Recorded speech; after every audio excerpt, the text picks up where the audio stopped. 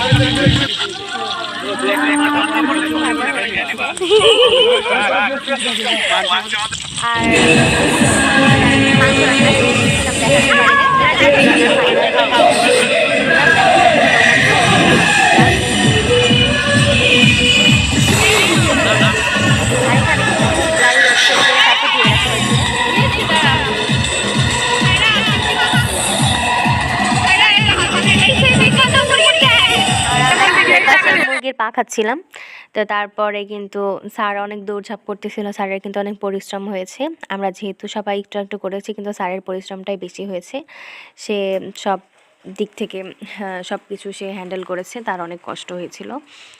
তারপরে চুলার জালটা একটু ভালো করে ধরে নেওয়া হচ্ছে। ওইখানে কিন্তু মাংস রান্নাটা কমপ্লিট। তারপর এখানে কিন্তু খিচুড়ি বসিয়ে দেওয়া হবে, যার কারণে হচ্ছে সসপ্যান দিয়ে তার মধ্যে তেল দিয়ে গরম করে নিয়েছিল। তারপর এখানে কুচিয়ে রাখা পেঁয়াজ মরিচ দিয়ে ভালোভাবে ভেজে নিচ্ছে। আমাদের মেয়েদের কিন্তু তেমন কোনো কাজ করতে হয় নাই, তারপরও আমরা অনেকটাই হেল্প করেছিলাম।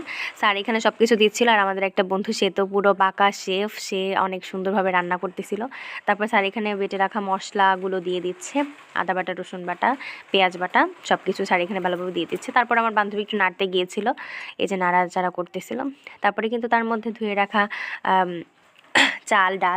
চাল, মুসুর ডাল, তারপরে ওইখান থেকে মুগ ডাল, সব ডাল কিন্তু দিয়ে দেওয়া হয়েছিল। তারপরে একটু ভালোভাবে নেড়ে নিয়েছিল তেলের উপরে।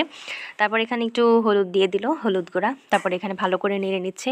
আর ওই পাশে কিন্তু স্যার গরম পানি করে এনে দিয়েছিল, আস্তে পানির বোতল দিয়ে কিন্তু মেপে মেপে তারপরে গরম পানিটা দিচ্ছিল। গরম পানি দিলে, খিচুড়িতে গরম পানি দিলে টেস্টটা অনেক মজা হয়, অনেক ভালো টেস্ট হয়, আর খেতেও খুব মজা হয়। দেখেন খিচুড়ির কালারটা কিন্তু একদম দারুণ ছিল। তারপরে এই খিচুড়ি রান্নার মধ্যে তারপরে কিন্তু আর ক্যামেরা অন করা হয় নাই।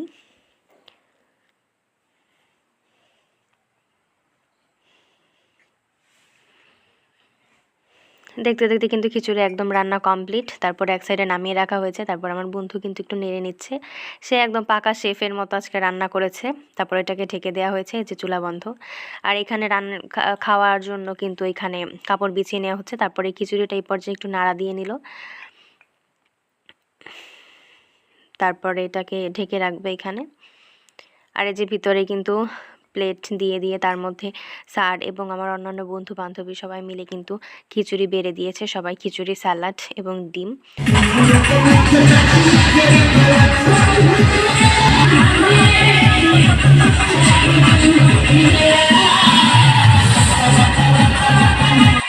পরে এখানে গান বাজিয়ে সবাই খুব নাচানাচি করা হলো। আজকের দিনটা খুবই ভালো ছিল। সবাই সবাই ভালো থাকবেন। আজকের ভিডিও এই পর্যন্তই। আল্লাহ হাফেজ।